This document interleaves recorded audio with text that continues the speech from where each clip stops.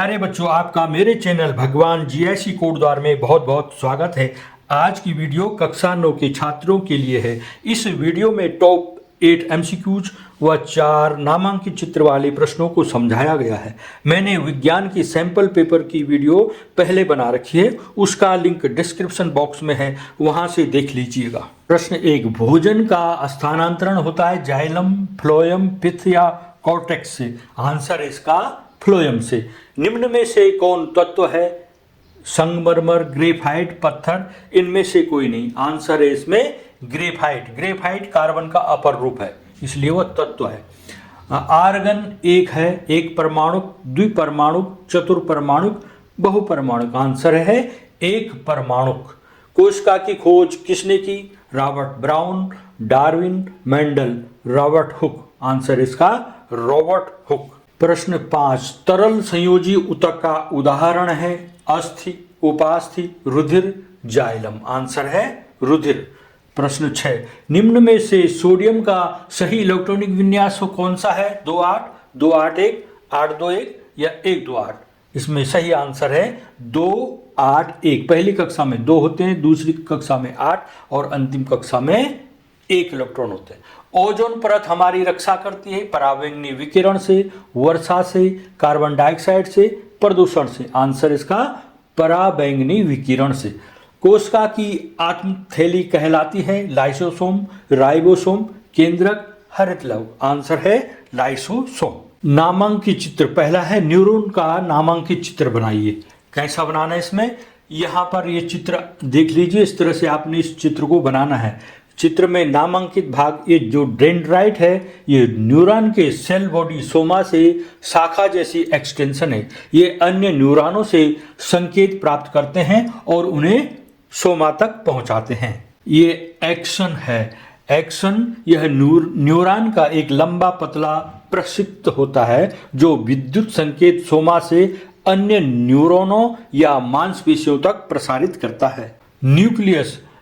Nucleus Soma के भीतर स्थित न्यूक्लियस न्यूरॉन की आनुवांशिक सामग्री को इकट्ठा करता है और उसकी गतिविधियों को नियंत्रित करने के लिए जिम्मेदार होता है, जैसे प्रोटीन संश्लेषण। ये स्क्वान सेल है। ये परिधीय तंत्रिका तंत्र में पाए जाने वाले स्क्वान कोशिकाएं एक्सनों के चारों ओर माइलिन शीथ बनाती है। ये तंत्रिका पुनर्जनन का समर्थन करती है और संकेत संचरण में सुधार करती है। उसके बाद ये माइलिन है। माइलिन एक्सनों को कवर करने वाली एक वसा की इंसुलेटिंग परत है जो परिधीय तंत्रिका तंत्र में श्वान कोशिकाओं और केंद्रीय तंत्रिका में ओलिगोडेंड्रोसाइट्स द्वारा उत्पन्न होती है। यह एक्सन के साथ विद्युत आवेगों को तेज करती है।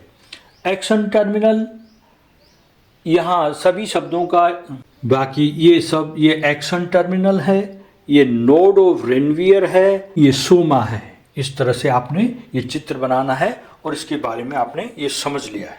पत्तियों में पाए जाने वाले रंध्र का नामांकित चित्र बनाना है। स्ट्रक्चर ऑफ स्टोमेटा, यहाँ पर आपने ये लिखना है स्टोमेटल पोर, ये है क्लोरोप्लास्ट, ये कहलाते हैं न्यूक्लियस। ये वाला पॉइंट न्यूक्लियस है।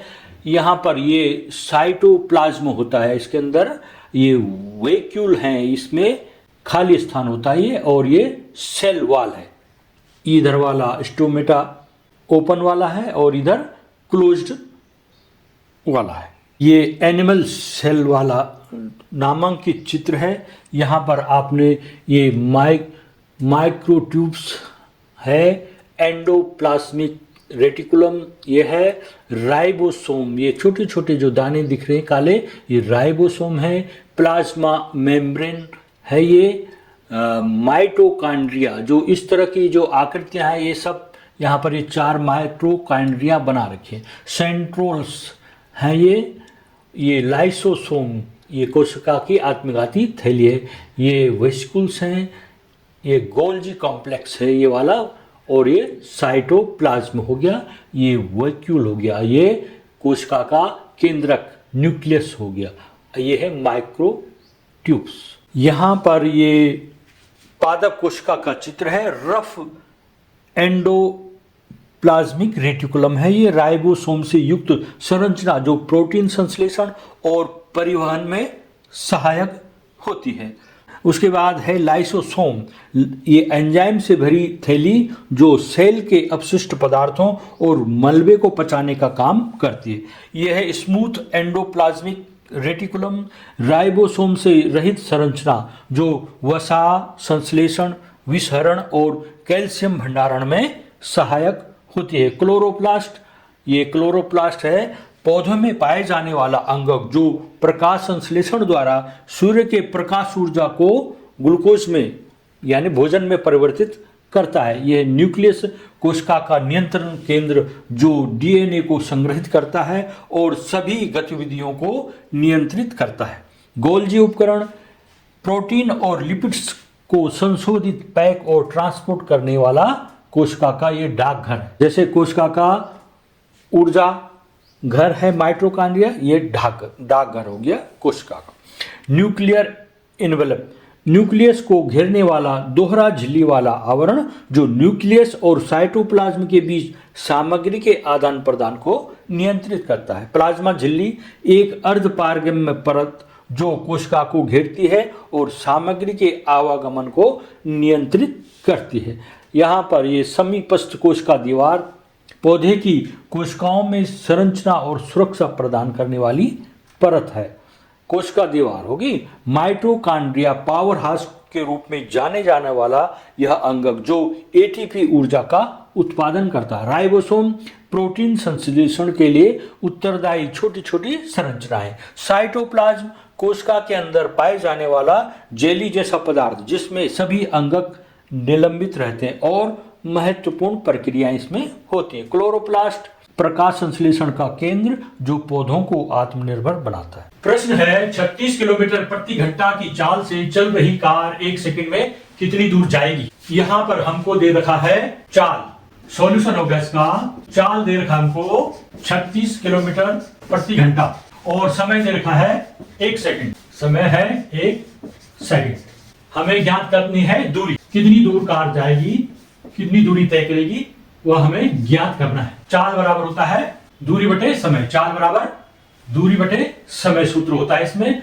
इसको जो किलोमीटर प्रति घंटा को मीटर प्रति सेकंड में बदलना है। किलोमीटर पर आवर, इसको हमने मीटर प्रति सेकंड में बदलना है। तो ये 1 किलोमीटर है, 1 किलोमीटर में 1000 मीटर होते हैं और घंटे को सेकंड में बदलना है। 1 घंटे में 60 मिनट होते हैं और 1 मिनट में 60 सेकंड होते हैं। तो हमको 60 गुणा के 60 करना है। तो इस तरह से ये सेकंड में आएगा। कैसे?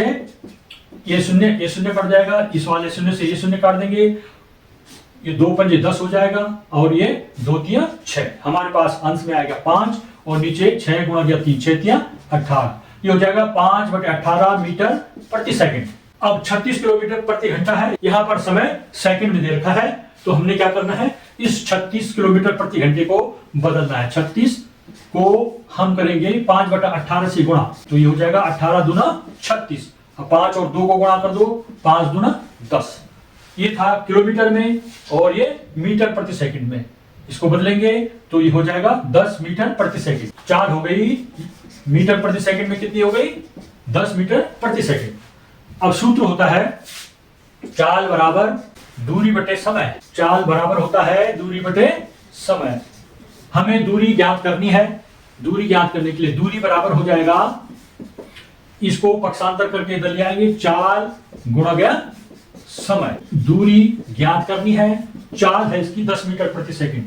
चाल है 10 मीटर बटे सेकंड और यहां पर समय है 1 सेकंड। 1 सेकंड, ये सेकंड से सेकंड कट जाएगा और 10 को 1 से गुणा करो, 10 से कम 10 और राशि आएगी मीटर में।